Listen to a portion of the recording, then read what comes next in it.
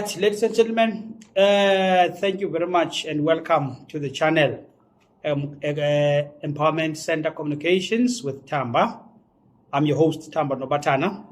Thank you very much for watching, and thank you very much for subscribing to the channel, sharing the content, liking the content, as well as tapping on the notification button for you to be notified when the new video is uploaded, because we're uploading videos on a weekly basis.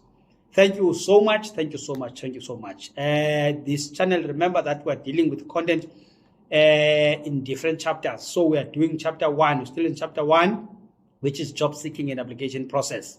Then in this chapter, if you are only watching this video, just be reminded that we have done with the understanding part 1, which is understanding recruitment and selection process in South Africa. We dealt with part 2 in this chapter, which was 6 elements, important elements in the advert. We dealt with part 3, which was constructing your CVs and application document, your CV and what is this, a letter, motivation letter.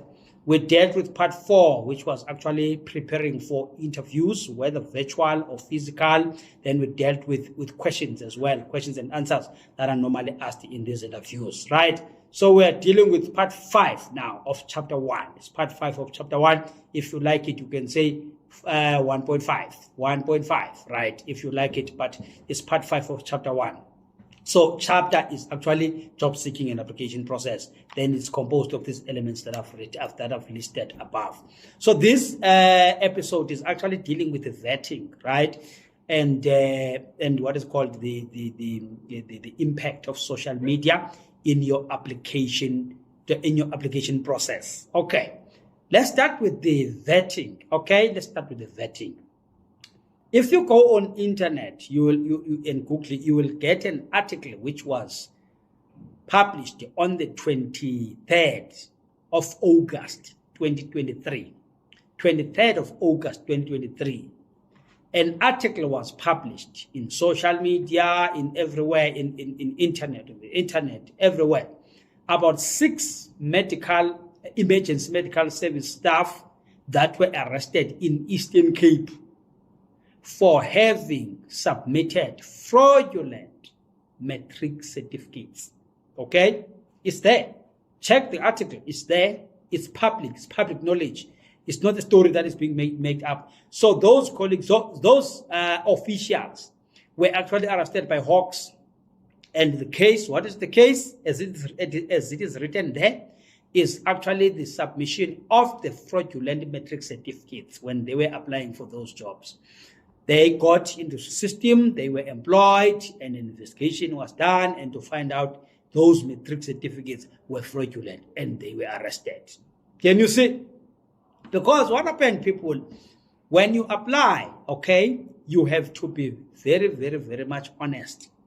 You have to be very, very much honest. In fact, in life, you have to be very much honest, but especially in the applications, because they get vetted, right? So if you submit the academic qualifications, or you lie on your CV, say, I've got this, while you know very well that you don't have, it's a fraud. And you know what? Based on this article that I've just indicated to you, you can be arrested. Okay? Right. That's why we're dealing with the importance. Now, the issue of vetting as to is how does this thing happen? Okay? This is what happens. In my appointment letter, yes, of the post I am heading now, right? It is stipulated there in the application letter that we are pleased to inform you that you were successful and all that. Then down there, it's saying, right, it's saying I must disclose every items that I have, but at the same time, let me note that this appointment is depending on the outcomes of the vetting that is going to be done with the state security and all other institutions, you know, that are managing these qualifications, like for instance your SAQA, which is South African Qualifications Authority, and others, right? So which means if they vet my documents and they found that there is a fraud here and there, I'm not going to be employed, right, based on that report. But in this article, these guys got employed. I don't know how. But in the long run, they got arrested. Over is really serious. So what they do is, you've submitted most all these documents. Then they take these documents and send them to, and send the emails and all that to these organizations that are dealing in professional bodies that are managing these things. So then they get a report. I'm sure even the State Security Agency, they use that to check your criminal records, all those things. Then the report comes. Then if you are cleared from that, they proceed to the employment. But if you've not cleared, maybe if there is a query, you are requested, right, to submit this and that and that, So there's a lot that is happening. And this thing, it also depends on what you are applying for. What you're applying for, the type of the post that you're applying for. Like, for instance, if you are applying to work in a post that involving children, you are also checked in that sex offender register. You are also checked if that you have not abused the bantwana and all that. So those are the things that happen. It happens that form is, you got it from they get it from, it's the Department of Justice or something. So those things happen. Like, for instance, now, there is this guys called learner support agents in schools, okay? When these guys are applying and all that, there's what is called police clearance that they need to go and get from the police stations, right? Police clearance, it's a requirement as well, where they get the police clearance to say, in terms of criminal record and all that. So there are different institutions that are dealing with different types of vetting. So I'm just trying to explain the issue of vetting as to maybe when you are applying, but you only have a matric, there is a vetting that is relevant to the level that you're applying. Like, for instance, if you're applying for this, what I've just mentioned, LSAs, you get the police clearance, police clearance in terms of criminal record, sex offender register, and all that. Those things are conducted, people, right? Please know that. Also, when I applied, it was the Department of Health. Yes, Department of Health, when I was applying there at the National Office. After the interviews, right, we were taken to another office by the security department of that, where our fingerprints were taken. Fingerprints. They were taken, the fingerprints. They went to screen the fingerprints to check if you are not appearing in any of those, you are not wanted somewhere, and that and that and that and that. So those things, they do happen. In a nutshell, make sure that you put the correct information, because when you're filling these documents, at the end, there is an area where they say, I commit that the information that I filled in is correct, then you sign. So please take note that the vetting does happen. That's number one. Two, let's look at the social media. We know people that everybody, old, middle ages and all that are on social media. Different types of social media. Your Twitter, your Facebook, YouTube, TikTok, Zonke, Instagram, all these types of media spaces, the social media spaces, platforms. People are there. And people are commenting, commenting, posting and all that. And you go like, for instance, platform like Twitter. Hey, people are crushed there. Your people are crushed there. And people are commenting, they crush, they do all those things. Now, when you apply for other organizations, especially the private as well as NGOs, right? They pull up a report. On your social media platform. They track you down there. Remember, these people have got IT specialists and all that. So they even source, if they don't have those kind of resources, they source from the organizations or from the service providers that they have got the people that can pull out your social media reports on different platforms, and they analyze that and see what type of a person are you. They check your values, your values in relation to the values of the company. Remember, people, that my values, if people in the applications, they put a different picture about themselves because they want jobs. Some, they put a different picture just because they want to get a job, right? It's not actually their values and all that. They just want to get the job.